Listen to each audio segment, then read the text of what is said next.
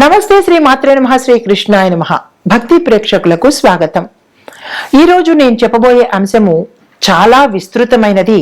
ప్రతి ఇంట్లోనూ ప్రతి ఒక్కళ్ళము బాధపడుతూనే ఉంటాము, ఎన్నో పరిహారాలు చేస్తుంటాము, ఎన్నెన్నో పూజలు చేస్తుంటాము, అయినప్పటికీ మాకు కలిసి రావట్లేదు, మాకు ధనం నిలవట్లేదు, అప్పుల పాలైపోతున్నాము, లేదా పెళ్ళిళ్ళు కావటం లేదు। ఇలాగా ప్రతి సమస్యతోనూ ఎన్ని పూజలు చేసినా ఎంత నియమనిష్టలతో ఉన్నా కానీ చిన్న కీలకం మనకి ఇబ్బంది పెడుతూ ఉంటుంది। అది ఏమిటో తెలీదు, దాన్ని పరిహారం ఎలా చేసుకోవాలో తెలీదు, ఎవరిని పూజించాలో తెలీదు, ఎవరిని అడగాలో తెలీదు। ఇలాంటివన్నిటితో మనము ప్రతి నిత్యము ప్రతి ఇంట్లో ఇబ్బంది పడుతూనే ఉంటారు, అవునా?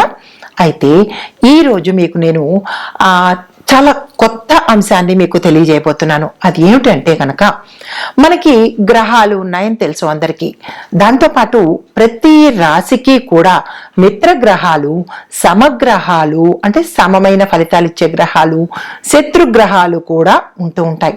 అయితే ఏ రాశుల వాళ్ళకి ఏవి మిత్రగ్రహాలు, ఏవి శత్రుగ్రహాలు, ఏ గ్రహాల వల్ల మన వాస్తుకి మనం నివసించే ఇంట్లో ఇబ్బంది కలుగుతోంది, ఏ ప్రాంతంలో ఇబ్బంది కలుగుతోంది, ఆ ప్రాంతానికి సంబంధించినటువంటి పరిహారాలు ఏమి చేసుకోవాలి, పూజల, హోమాల, లేదంటే రత్నధారణ, ఇలాగ మనకి తెలియక సతమతమవుతుంటాము। కాబట్టి ఈ రోజుతో మీకు అటువంటి సమస్య నేను ఇవ్వటం లేదు। చాలా వివరంగా ఒక్కొక్క రాశికి సమగ్రహాలు ఏంటి, లేదా అవి ఇచ్చే ఫలితాలు, శత్రుగ్రహాలు ఏమిటి, అవి ఇచ్చే ఫలితాలు, మిత్రగ్రహాలు ఏమిటి, అవి ఇచ్చే ఫలితాలు, ప్రతి ఒక్కటి నేను మీకు సవివరంగా తెలియచేస్తాను। కానీ మీరు చేయవలసింది ఏంటి తెలుసా? స్కిప్ చెయ్యకుండా ప్రతిదీ వివరంగా తెలుసుకోండి। తదుపరి రాశి కర్కాటక రాశి। ఈ రాశి అధిపతి చంద్రుడు, కర్కాటక రాశి జలతత్వ రాశి। అయితే మరి ఈ రాశి యొక్క గుణగణాలు ఏంటంటే భావోద్వేగాలు, తల్లి, కుటుంబము, గృహ సౌఖ్యము, భూములు, వాహనాలు, రక్షణ, సేవాభావము, దైవభక్తి, ఇలాంటి అంశాలకు ప్రధాన కారకత్వము చంద్రుడవుతాడనమాట। మరి చంద్రుడు బలంగా ఉంటే ఈ కర్కాటక రాశి వారికి కుటుంబంలో మంచి జీవితం ఉండడంతో పాటు గౌరవము, ప్రజాదరణ, ఆర్థిక స్థిరత్వము, ఆధ్యాత్మిక అభివృద్ధి కలుగుతుంది। మరి మిత్రగ్రహాలు ఎవరు ఈ రాశి వారికి అంటే రవి, కుజ, గురు, ఈ మూడు మిత్రగ్రహాలు। అయితే ఒక్కొక్కళ్ళు ఒక్కొక్క అనుకూలతని ఇస్తారు। మరి రవి అనుకూలంగా ఉంటే అధికార యోగాలు, ప్రభుత్వ అనుగ్రహము, ఉన్నత పదవులు, గౌరవము, దీంతో పాటు వీరు ఏదైతే ప్రయత్నాలు చేస్తారో ఆ ప్రయత్నాలని సక్సెస్ అయ్యే అవకాశాలు ఎక్కువ ఉన్నాయి। మరి కుజుడు అనుకూలంగా ఉంటే ఎలా ఉంటుంది అంటే భూములు ఇస్తాడు, గృహాలు ఇస్తాడు, వాహనాలు, ధైర్యము, శత్రువుల మీద విజయము, ఇది కుజుడు ఇచ్చే ఫలితాలు। మరి గురువు అనుకూలంగా ఉంటే కనుక సంతాన సుఖము అంటే మంచి చక్కని సంతానం కలగడము, ధనవృద్ధి, విద్యార్థులకైతే విద్యాభివృద్ధి, పుణ్యకార్యాలు చెయ్యాలన్న ఆలోచన, గురువులకు సంబంధించి వారి యొక్క అనుగ్రహము, ఆశీస్సులు అందుబాటులోకి వస్తాయి। మరి సమగ్రహాలు ఏవి వీళ్ళకి అంటే శుక్రుడు, శని, వీళ్ళకి సములు అనమాట। సములు అంటే వీళ్ళు మిశ్రమ ఫలితాలు ఇస్తారు, మంచి ఫలితాలు కాదు, అలా అని చెడు ఫలితాలు కాదు। మరైతే ఈ రెండు గ్రహాలు ఇచ్చే ఫలితాలు ఎలా ఉంటాయంటే బుధుడు చంద్రుడి స్వభావము భిన్నంగా ఉంటుంది, ఇటు నార్త్ ఒకటి సౌత్ ఒకటి అన్నట్టుగా ఉంటుంది।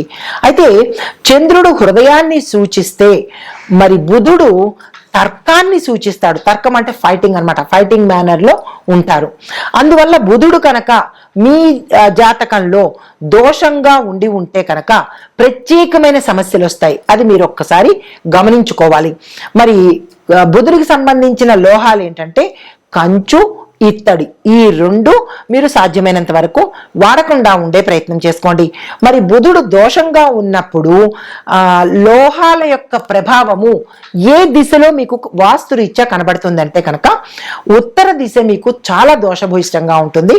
దాంతోపాటు ఉత్తరంలో చెత్త చెదారం వేయడం, శుభ్రత లేకుండా పోవడం, ఉత్తరాన్ని మూసివేయటము, ఇలాంటి పనులు చేయకుండా ఉండాలి. దీంతో పాటు పగిలిపోయిన ఎలక్ట్రానిక్ ఐటమ్స్ ని మీరు ఇంట్లో ఉంచుకోకుండా ఉండడమే చెప్పదగిన సూచన. వెంటనే అది ఎంత ఖరీదైందైనా సరే పారేసే ప్రయత్నం చేసుకోండి. దీనివల్ల దోషాలు ఎక్కువ పెరిగే అవకాశం కనబడుతుంది. మరి వాస్తు ప్రభావాలు ఎలా చూపిస్తాయంటే, మరి మా ఇంట్లో అన్ని రకాలుగా బాగుంది కానీ వాస్తురీత్యా ఇబ్బంది పడుతున్నామంటే దానికి కారణము మీకు ఆర్థిక నష్టాలు ఎక్కువగా కలుగుతాయి. అప్పులు చేసేయడము, లేదా అప్పుల పాలైపోవడము, మోసపోవడము, ఇలాంటివి జరుగుతాయి. తర్వాత చాలా మంది ఫోన్ చేసి అడుగుతూ ఉంటారు, మాకు డబ్బు వస్తుంది కానీ నిలవదు అని అంటుంటారు. అంటే దాని అర్థం ఏంటి? ఈ దోషము ఉండాలి అన్నమాట. మరి వ్యాపారంలో సమస్యలు, నష్టాలు, మూసివేసుకోవడము, లేదా వేరే ప్రాంతానికి బదిలీ అవ్వడము, ఇలాంటివి జరిగే అవకాశం ఎక్కువ కనబడుతుంది. కొన్ని వ్యాపారాలు అగ్ని ప్రమాదానికి కూడా గురి అయ్యేందుకు అవకాశాలు ఉంటాయి. అనుకున్న లాభము మారిపోతుంది. మీరు ఒక ఎక్స్పెక్టేషన్తో వ్యాపారం చేస్తారు, ఆ ఎక్స్పెక్టేషన్ కన్నా తక్కువ రావడమా లేదా పూర్తిగా రాకపోవడమా, అంటే మీ అంచనాలు తారుమారయ్యే అవకాశం ఉంది. పిల్లల చదువు మీద కూడా ఎక్కువగా ఇంపాక్ట్ పడుతుంది, అంటే ప్రభావం చూపిస్తుంది అన్నమాట. కుటుంబంలో అపార్థాలు పెరిగి, అనుమానాలు పెరిగి విచ్ఛిన్నమయ్యే అవకాశాలు ఎక్కువ శాతం కనబడుతుంది. మరి ఈ బుధ దోషం వల్ల కలిగే కష్టాలు ఏమిటి? వాస్తుదోషం చూసాము.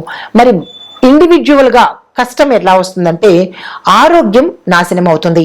నరాల బలహీనత రావచ్చు, చర్మ సంబంధిత సమస్యలు రావచ్చు, లేదా నత్తి, మాట తడబడ్డము, మాట పూర్తిగా పెగలకపోవడము, ఇలాంటి సంబంధించిన వాక్కుకు సంబంధించిన ఇబ్బందులు, ఆపరేషన్స్ జరిగేందుకు అవకాశాలు ఉన్నాయి. మరి ఉద్యోగంలో ఎలా ఉంటుందంటే మీ యొక్క ఫైల్స్లో తప్పులు దొరలడము, తప్పులు రాయడము, ప్రజెంటేషన్ ఇచ్చినప్పుడు తప్పు అవ్వడము, రాంగ్ పర్సెప్షన్లోకి వెళ్ళిపోవడము, ఇలాంటివి జరిగే అవకాశాలు ఉంటాయి. ప్రమోషన్స్ ఆగిపోవడం కానీ లేదా ఆలస్యం అవ్వడం కానీ జరిగేందుకు అవకాశాలు ఉన్నాయి.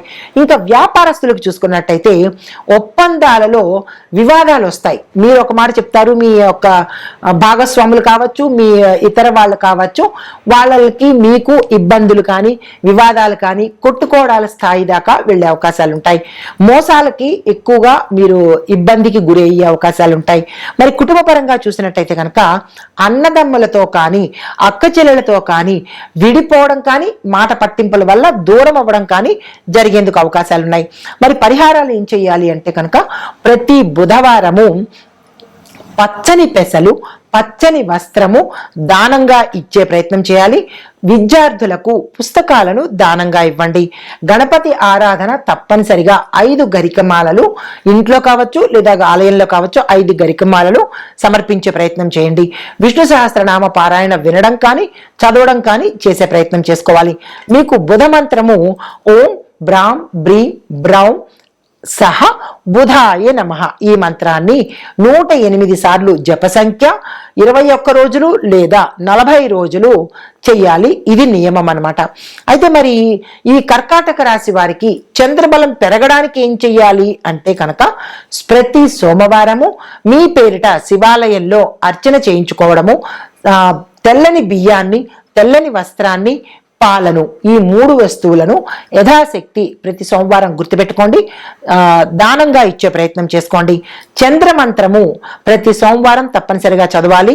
ఓం సోం సోమాయ నమః, చాలా చిన్ని మంత్రం కదా, 108 సార్లు వ్యవధి 48 రోజులు చదవాలి.